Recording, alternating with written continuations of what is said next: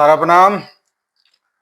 सहारा से जुड़े हुए लाखों कार्यकर्ता साथीगण और सहारा के करोड़ों निवेशकों को एक बार फिर से इस स्पेशल एपिसोड में हार्दिक अभिनंदन, स्वागत है। दोस्तों, बड़ी अजीब विडंबना है क्योंकि जिसको कुछ भी नहीं पता वो भी आज ब्रेकिंग न्यूज चलाकर अपने आप को महारथी सिद्ध करने पर तुला हुआ है। आपने बहुत सारी चीजों को पिछले 2-3 दिन में देखा और सुना होगा।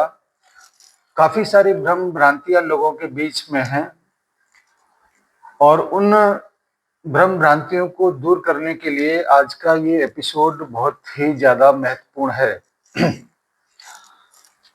कई सारी सोशल मीडिया पर आप लोगों ने सहारा के बारे में या सहारा अडानी के बारे में लोगों से चर्चा पर चर्चा बात करते हुए देखा होगा। कोई कह रहा है अब तो सहारा प्रणाम की जगह पे सहारा अडानी प्रणाम करना पड़ेगा।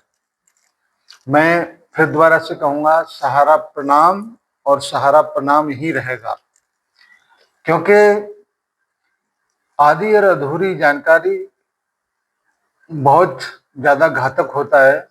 और आधी अधूरी जानकारी मैं इस वजह से कह रहा हूं कि जिस खबर को लेकर बहुत सारे लोग आज भ्रम की स्थिति में हैं, उस सूचना के बारे में क्या अडानी ग्रुप के माध्यम से आपको कुछ पता चला?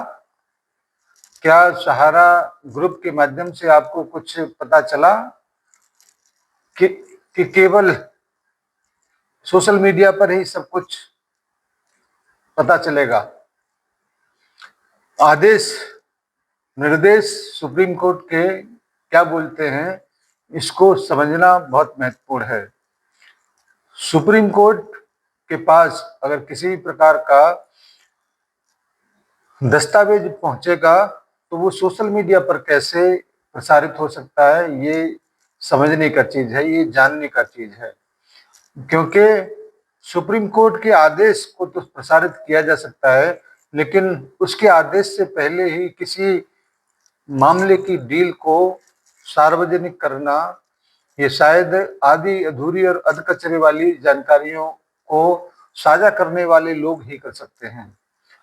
और ऐसे सर्वनिंदक सर्वनंदक जो व्यक्ति होते हैं, जो हमेशा निंदा करने पर विश्वास करते हैं, उन महारथियों से मैं ये जरूर कहना चाहूंगा कि लाखों लोगों की भावनाओं से मत खेलिए, करोड़ों लोगों की भावनाओं से मत खेलिए, क्योंकि थोड़े से लाभ के लिए, थोड़ी सी प्रशंसा के लिए आप आधी अधूरी सूचनाओं से बहुत सारे लोगों को आहत करते हैं।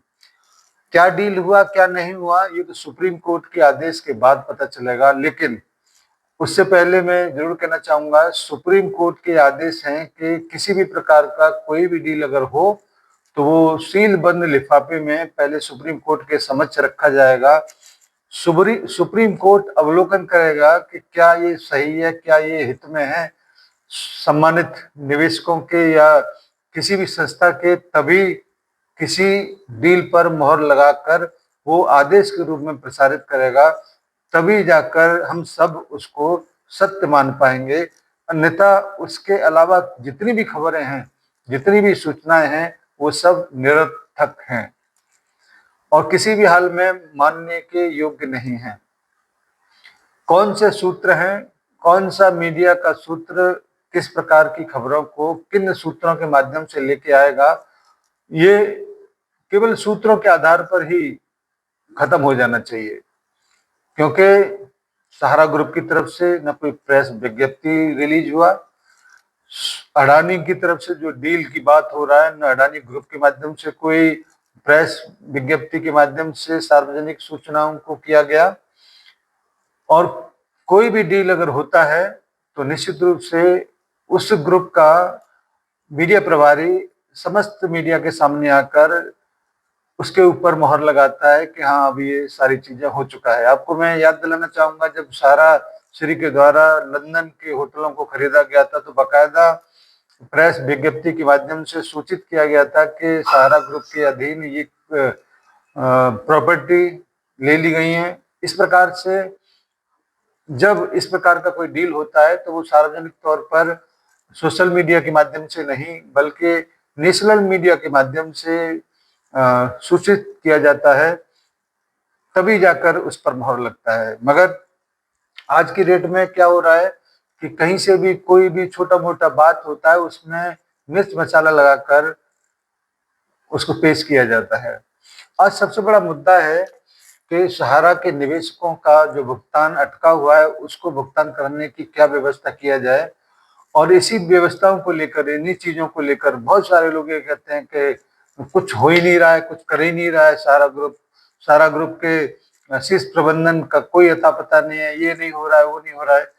और जब कोई चीज किया जाता है तो उसको हवा और इतना आंधी तूफान चला दिया जाता है कि अब ये बिक गया, वो बिक गया। अरे भाई, कुछ न कुछ तो करना पड़ेगा।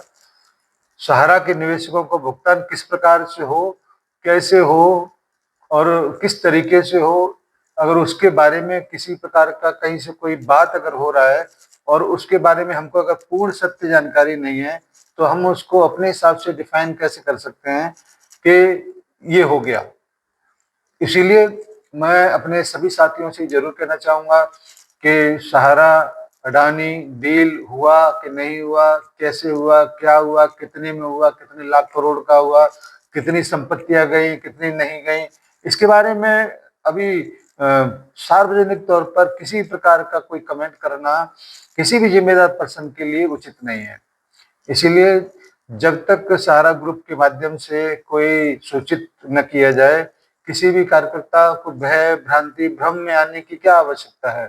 कितने सारे लोग फोन करके मैसेज करके इस प्रकार के डील को एक तरीके से क्या इसमें सत्य है ये जानने का कोशिश करते हैं।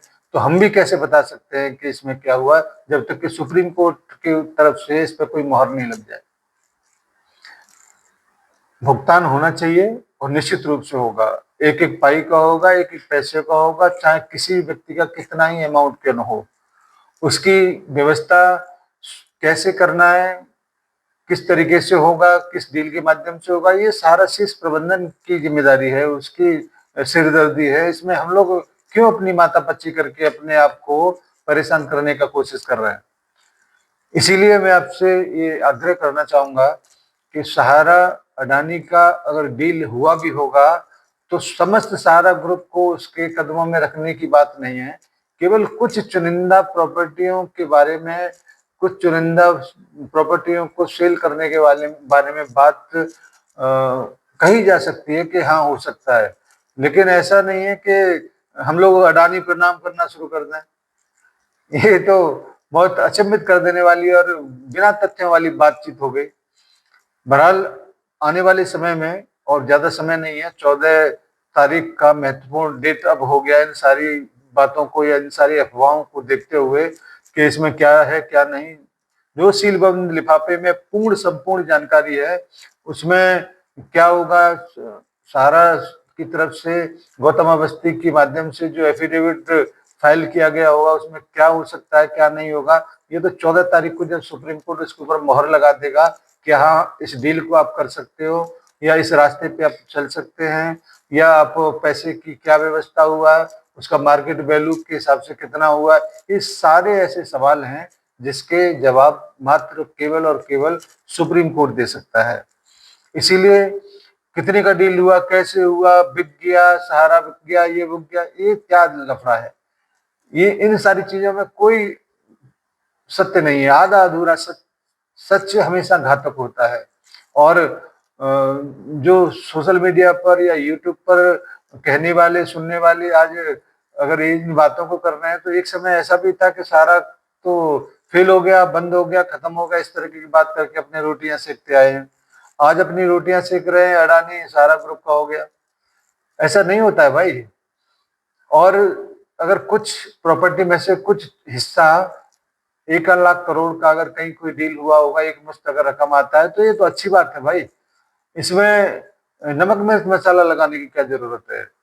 हमारा उद्देश्य है सामान्य जमाकर्ताओं का संपूर्ण भुगतान ब्याज सहित हो जाए और हमारे लाखों कार्यकर्ताओं का जो काम करते थे उस रोजगार हो जाए, दोबारा से तैयार हो जाए।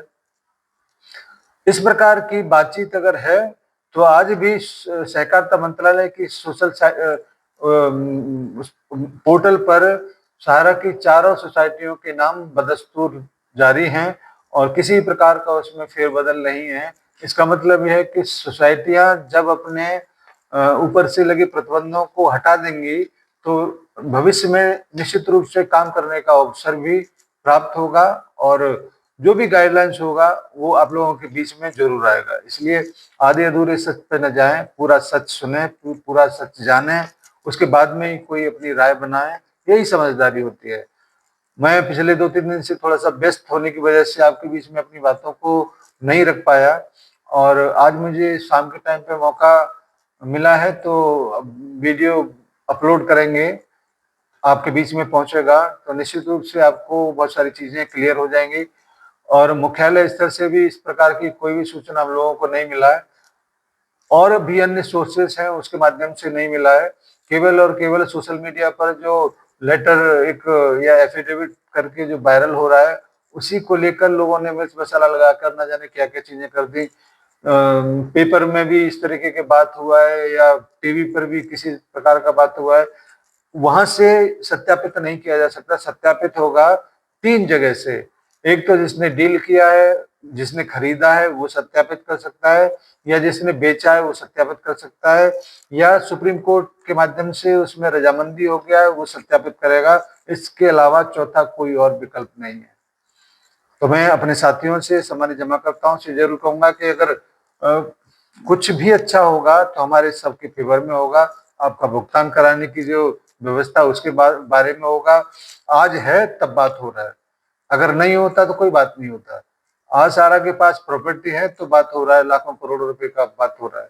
अगर नहीं होता तो 1 पैसे का बात नहीं होता। तो ये बिल्कुल ठप्पा लगा के या मोहर लगा के आप रख लो कि सहारा का भुगतान निश्चित रूप से होगा, ब्याज सहित होगा, हर कीमत पर होगा और निश्चित रूप से इसको कोई टाल नहीं सकता।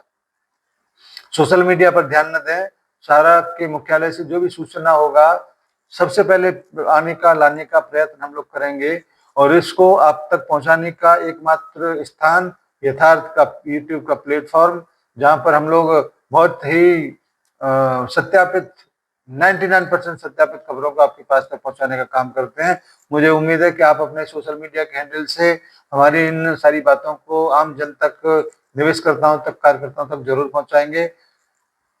और अगर आपने यथार्थ को सब्सक्राइब नहीं किया है, क्योंकि सूचनाएं अगर आप तक नहीं पहुंचेंगी तो निश्चित रूप से आप लोग उसका नहीं देख पाएंगे। इसके अलावा कुटुंब यथार्थ पर आप लोग जुड़े, वहां पर भी आपको बहुत सारी चीजें, उसका डिस्क्रिप्शन में आपको लिंक मिल जाएगा, सारा व्हाट्सएप का लिंक मिल जाएगा।